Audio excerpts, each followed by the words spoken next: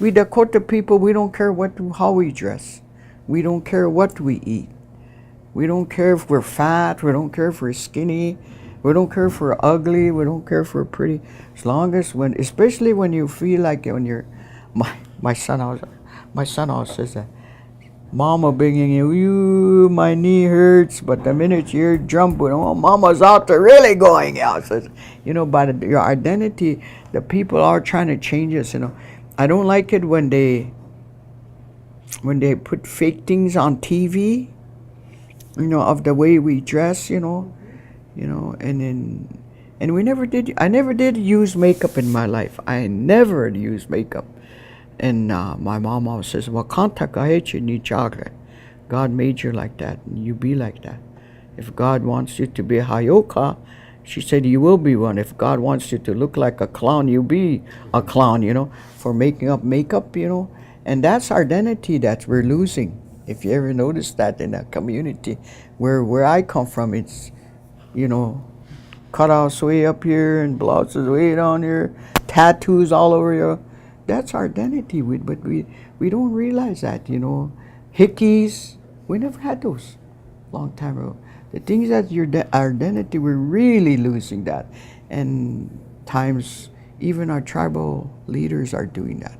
If you ever notice some of our tribal leaders, they change, they know the Mazaska, that's what changes us. Is Mama always says that Mazaska dueka tawachini ta tokitak. If you have a lot of money, you're going to lose your mind. You're going to forget you're an Indian. You're going to act like a Washichu. And it is the truth. Like paydays come. I remember I told that to my son. When paydays come, you have a list. Okay, this is what I'm going to pay. You're at the casino, you spend it all, then all this not paid. So when I get paid, I was called Ivan. I'm going to town to pay my bills. Well, I'm going to call over to see if you're there. I was paying. He's probably like a leader. Like he's my, how would I say that? Before I do anything, I always ask him, I was telling him, what I'm. So he knows what I'm doing, and he, when him and I was growing up, I worked from 7 o'clock to 8 o'clock in the morning. Oh no, 12 to 7 I work. He works from 4 to 12. So when he gets home at 12, I'm going to work. So he puts his brothers to school. And then by the time I'm getting home, they're just getting on a bus. By the time, boy, that was a circle. I worked at that place for, like 11 years like that. And I never got a chance to see my boys grow from work. I mean, I see them, and now even though they're my youngest, my baby is 40. He was born in 73, 72. I hug my boys also. I love you guys. Every day I love my children. I don't care what happens. My kids come first. And sometimes, like when I'm over here, the youngest one, when was that? About 4 years ago, maybe 5.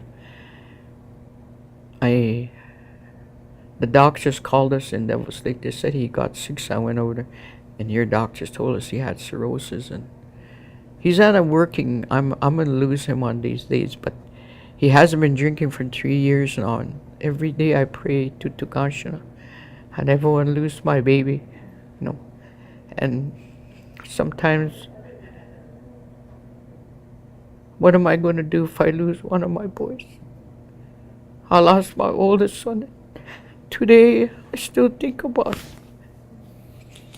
I always tell Takasha, why didn't you take me, But it hurts. And I won't lose none of my kids. And God took the oldest one away from me. But to this day, sometimes when I travel with my baby, my boy, I'll tell him that, I love you guys. Every day I visit my kids, especially when that oldest one, he can be all over. He don't have a car. He's always broke. But he will call from California. He'll call from Las Vegas. He is all over the place. I was telling my boy, I said, one of these days, I said, why don't you stay around the house, so I know where you're at.